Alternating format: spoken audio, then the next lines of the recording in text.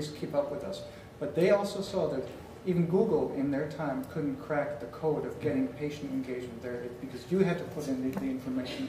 So therefore, this is actually the hardest one that will get us the final 5 or 10% of productivity. One of the moves I think very interesting is what actually, for example, Walmart is doing in this space. Mm-hmm. I think they definitively moving to these medicine-like services, right?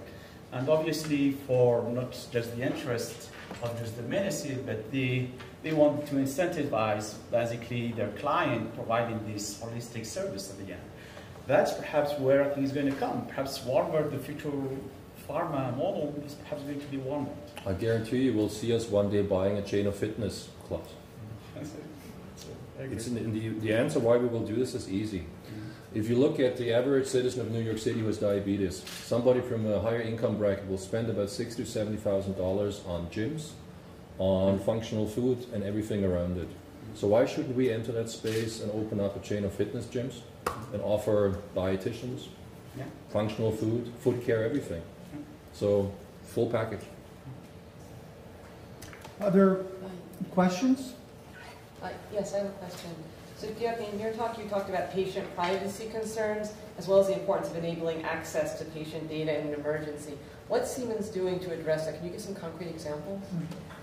Well, the way that our system is enabled, that a physician in a hospital, even though they're not on the team that is administering care to that patient, may have access to that hospital. The physician will be warned that they don't have access, so with their own login, they can actually access, in case of an emergency, patient data of a patient that they're not typically treating, and everything will be monitored in the background and is audible. So our customers will go through, the access and the exceptions, and then have to track it retroactively. Of course, the damage, in case there has been done, but we have to keep governance on it, but allow the openness because as the access is so critical. So, but again, it's a limited amount of physicians or people that have access to it in the first place.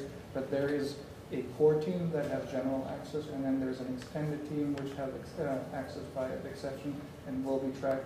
We always hear that about celebrities, and we hear that when celebrities' medical information is accessed. Those are the things where they might be completely locked down for a period. I know in our Japanese joint venture that we had, that they really have a VIP key in there, that if there are some key senior politicians in there, that not even most of the physician can access. That's an extreme measure that they are trying to do culturally there, but in our most Western markets, typically you have physician access for emergency and then exception tracking.